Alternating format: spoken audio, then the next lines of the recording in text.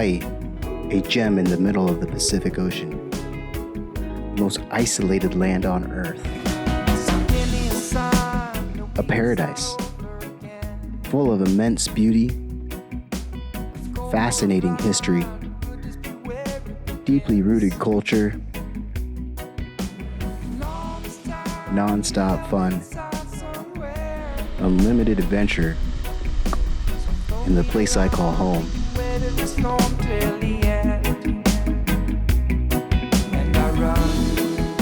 One of my favorite things to do on these islands is to go fishing. There are many different types of fishing here in Hawaii. Trolling for ono, ahi, mahi, and if you're lucky, sometimes you just might pull in a marlin.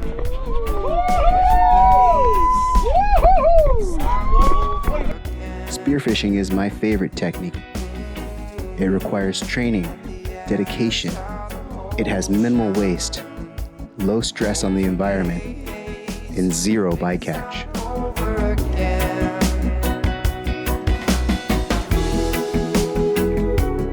One of the most prized fish to catch from shore is the jack, or the trevally. The main fish in this family are the omilu, or the king of them all, the alua.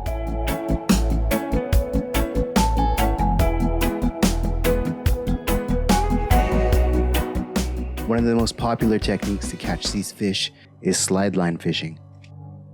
It is no easy task to catch these trevally. It takes a lot of gear and preparation. Some fishermen spend weeks catching bait, maybe octopus, live bait, or even eel, before going on their fishing expedition. Slide line fishing requires a very tall pole. Then you cast this sacrificial grapnel weight as far as you can offshore. This weight intentionally locks into the rock or reef. It has a lower test weight than the main line, so when you catch your fish, the lesser test will snap, leaving the weight in the ocean while you fight your fish. Once the grapnel is locked in, a bait is slid down this taut line. The ideal spots for slide line fishing are rock outcroppings with a steep drop in bathymetry. These locations get hit hard, being fished weekly or more, year after year for decades. All the lost line, sacrificial weights, and the one that got away creates a braided-like mess, or almost a carpet of line, on the reef below. This line wraps around the coral, and in these quantities, it has the same effect as a derelict net by breaking corals and inhibiting photosynthesis. The EPA has a report that claims the leaching lead from the weights in the ocean also inhibit the coral's ability to reproduce efficiently. This technique brings in all kinds of predators. Speaking to fishermen often, it isn't uncommon to hear that their catch of the session was a shark. I see white-tip reef sharks almost daily. Many of these white-tip reef sharks have slide line tackle in their mouth. This bycatch can have life-altering effects on the sharks, whose job it is to keep our reefs healthy.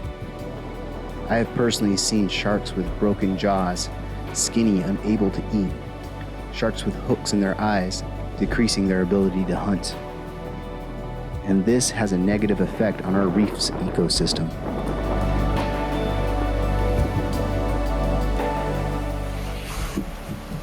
Anything I can do to help? What do you guys get?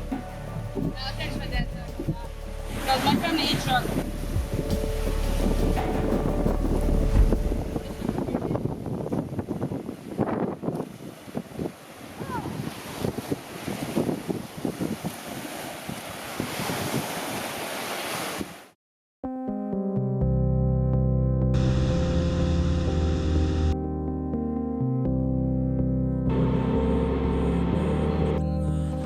There is a large community on Big Island that is dedicated to cleaning these heavily damaged fishing sites.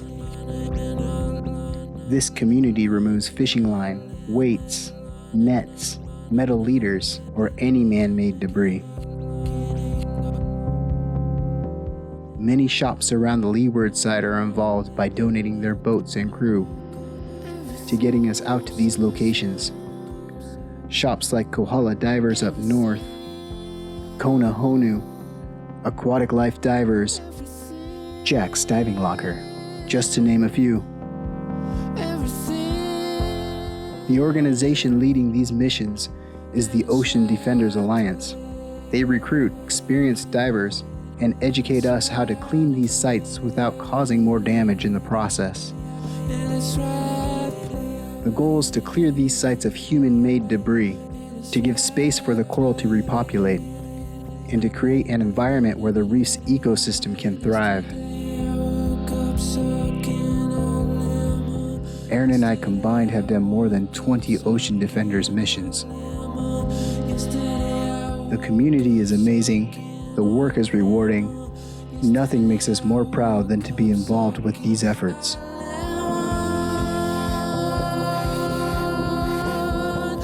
The underwater footage you see is from a GoPro mounted on mine or Erin's masts.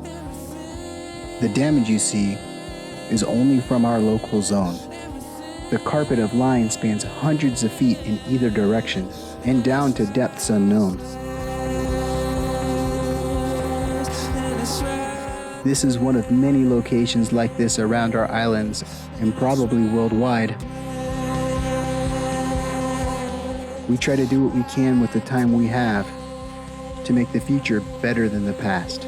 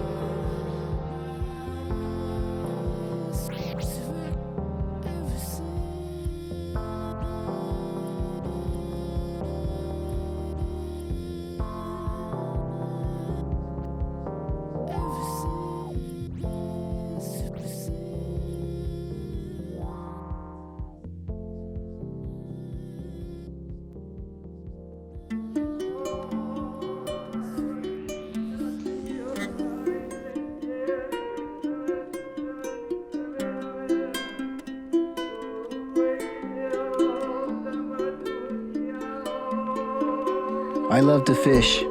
It's one of my favorite things to do.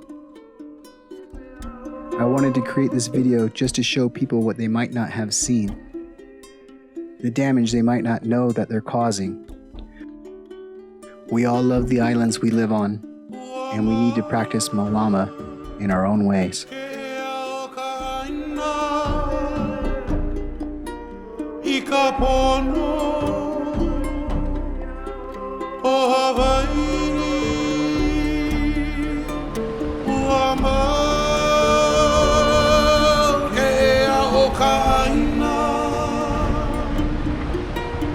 Ikapono